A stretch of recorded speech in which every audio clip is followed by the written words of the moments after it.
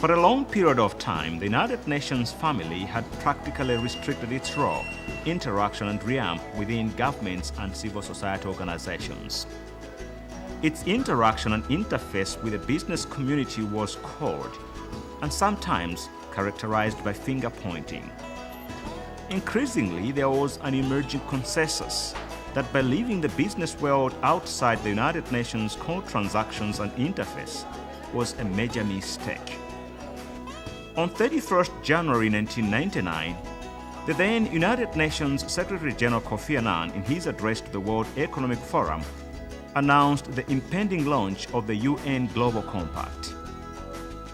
After hectic and thorough consultations, the UN Global Compact was then officially launched at the UN headquarters in New York on the 26th of July, the year 2000, 1 year later after it was initially mentioned by Kofi Annan. One of the most important things has been the financial crisis, which has created lots of problems around the world. How has this impacted on the lives of the ordinary people?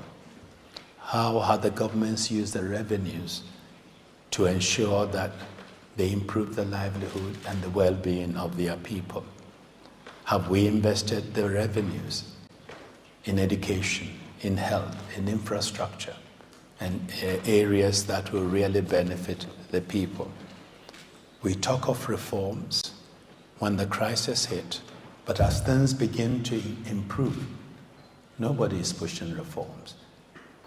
In order to facilitate and coordinate its works, a Global Compact office set out by the UN General Assembly was established to set out principles for responsible business practices and spell clearly the UN values among the global business community and the UN system.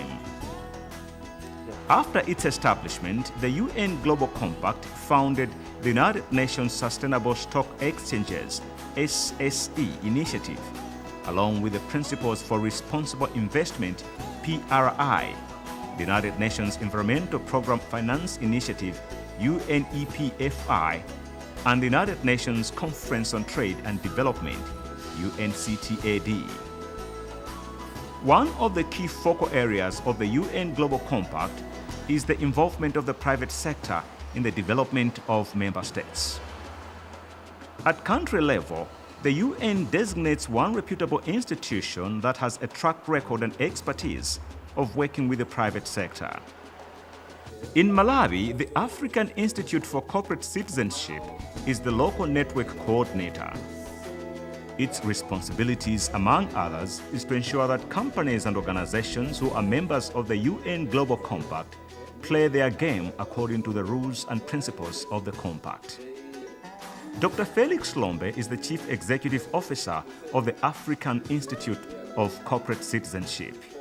What had happened at that particular time was that the UN or the global world was coming with the MDGs, and they discovered that to meet a number of targets as they were set, there was a need for substantial resources, but not only resources, but also strong involvement by the private sector.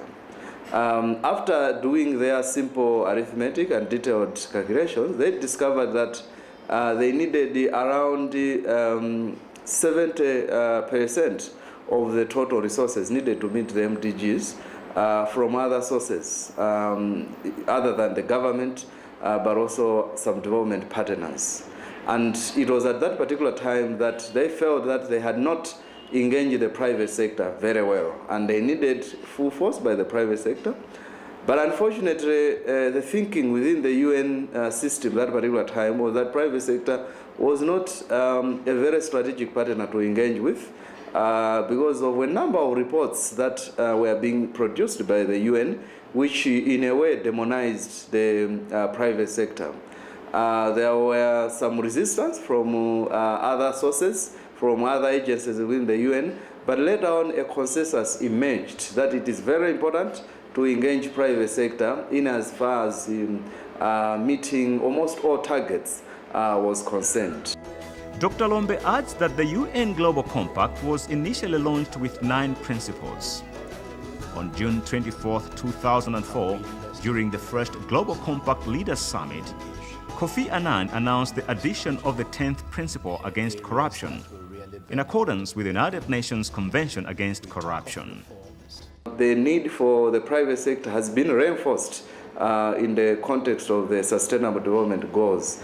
And the Sustainable Development Goals are explicit, unlike the MDGs, because one of the goals is to ensure that there is partnerships built around the meeting of some of the developmental aspirations in as far as these SDGs are concerned.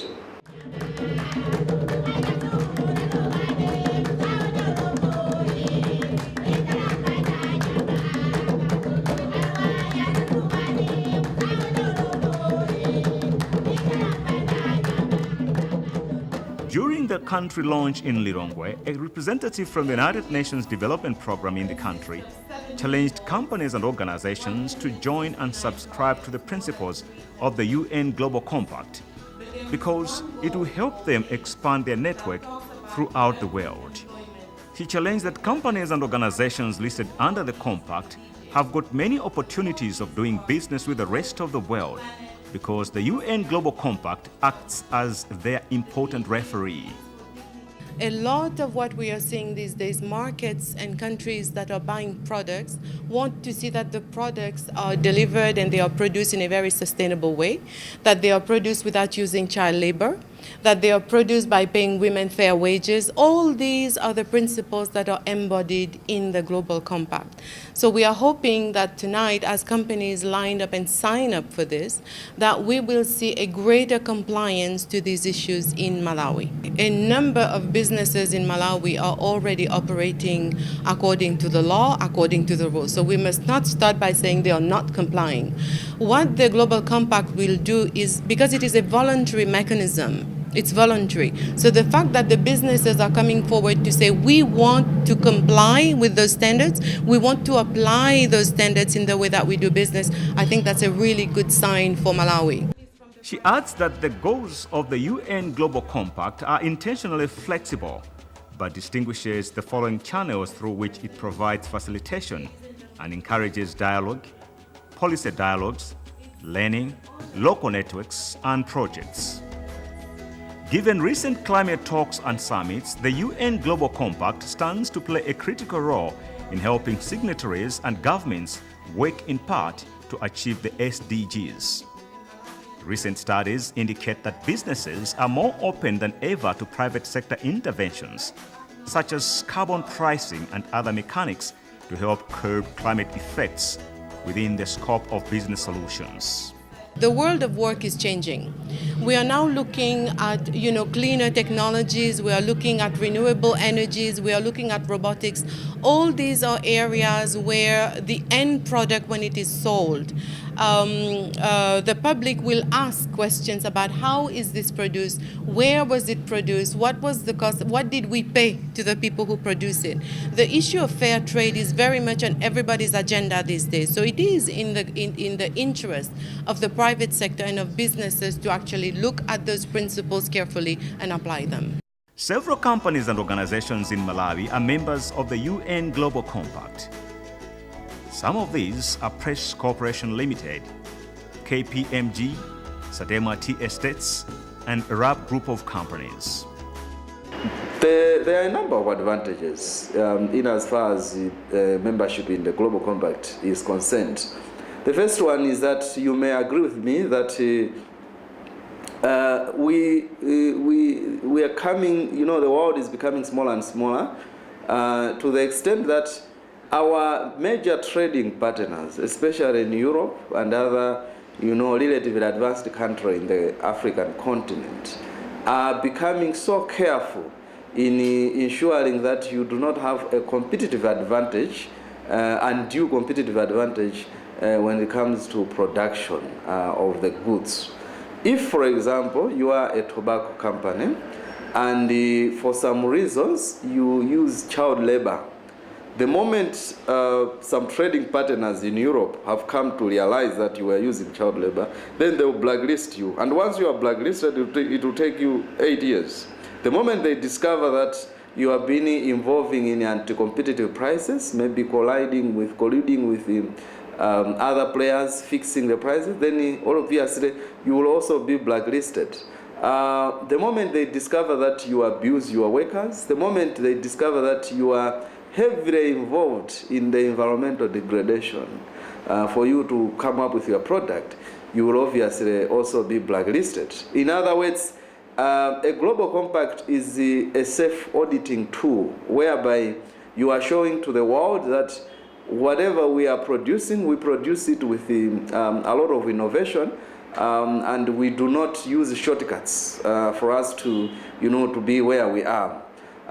Secondly, it is also a rather coordinated way of ensuring that private sector is directly involved in development projects. Elsewhere in the continent, but also in the world, what they do is that on annual basis, the private sector, come together and agree on what type of, projects does each one of them, have, in the pipeline, which, will be implemented in respective communities. And therefore, these are compiled and passed on to the government. So government will always know that this year, company X is going to be involved in the construction of a secondary school, and they will do it maybe up to, phase 3, or they will complete all the phases. So it is not something which happens haphazardly. It's not something that takes place without government knowing who is doing what. One unique feature in many of these organizations that are members of the UN Global Compact is agriculture. Most of their income comes from agricultural-related activities. And it is in these activities that issues of child labor are most prevalent.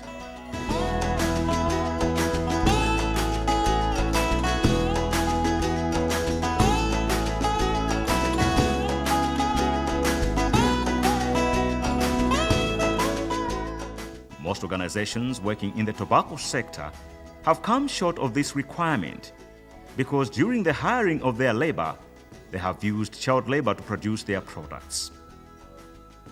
Press Corporation Limited is operating tobacco estates and decided it would subscribe to the principles of the UN Global Compact because it realizes most of its products will be commercially viable in the international markets. And the seal of the UN Global Compact to their products will surely open up many market opportunities across the world.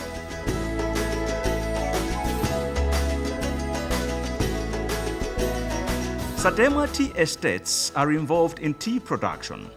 Like in the tobacco sector, issues of child labor can be prevalent, which can reduce the chances of their products to find their way to international markets. They have therefore been part of the UN Global Compact, and that has significantly made their products recognized across the world. And with the UN Global Compact symbol, has allowed their products to penetrate the international markets.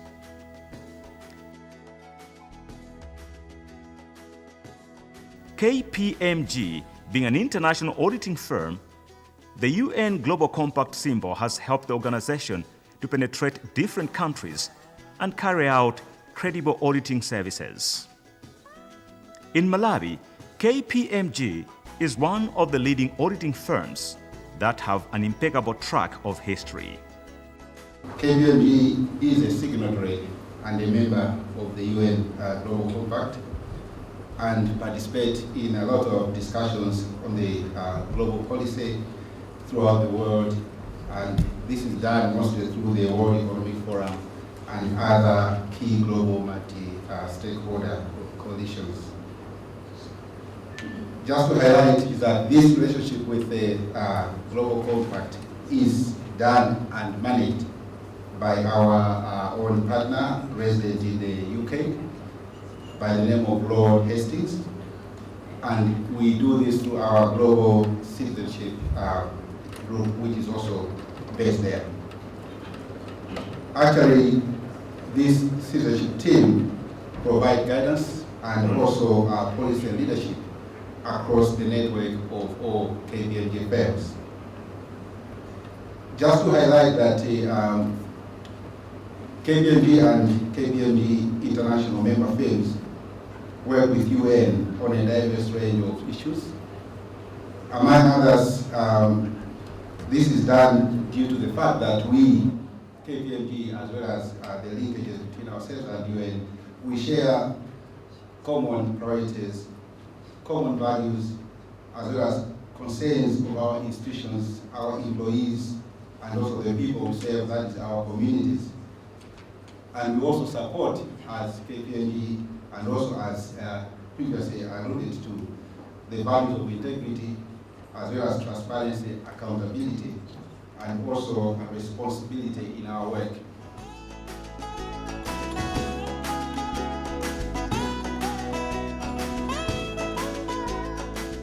Management at RAB Group of Companies says it is proud to be associated with a body like the UN Global Compact and wishes to give its assurance that it shall remain committed to the Global Compact, whose benefits are numerous.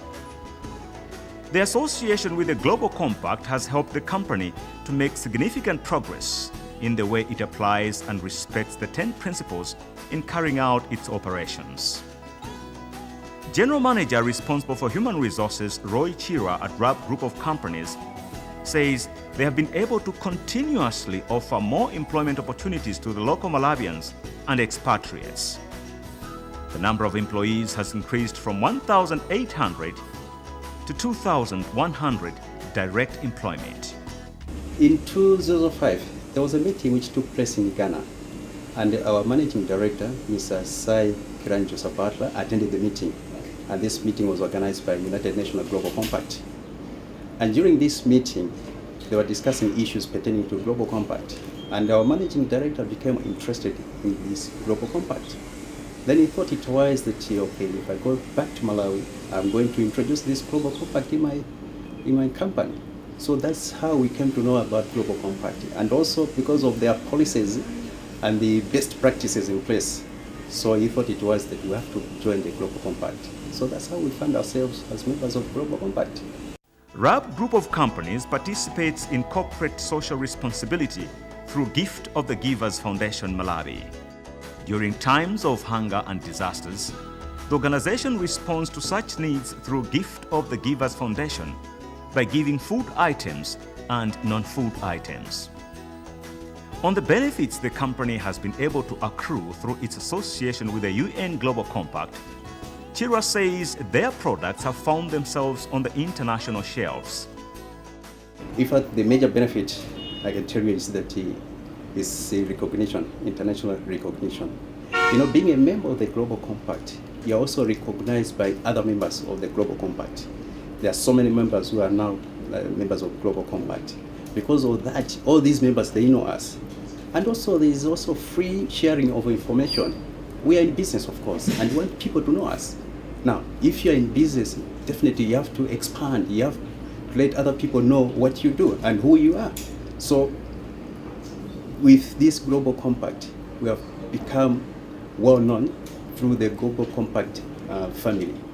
We also report to Global Compact on an annual basis. You know, they have got set standards in there. So because of those standards, and the standards that I'm talking about is the 10 principles which come from the areas of labor, areas to do with human rights, areas to do with environment, and areas also to do with anti-corruption. So as a member, we need to report to Global Compact just to show our compliance. So because of that, it's like we are also up to the standards which the Global Compact expects us to do. You know, so it's one of the benefits, because you have to comply with the standards.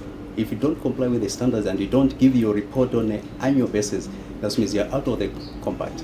He calls upon companies and organizations to join the compact through the local network coordinator, the African Institute of Corporate Citizenship, so as to help expose their products from this country to the international markets. It's time for them to join the Global Compact because it's very important. And the United Nations Global Compact is not just a small body. It's a body which is well known throughout the world. Now, if you become a member, you are an affiliate of the Global Compact. You know, when you get attached to something big, you also feel big. So definitely, even these other organizations, they also feel big. They will have all the information that they want. They also boost their businesses.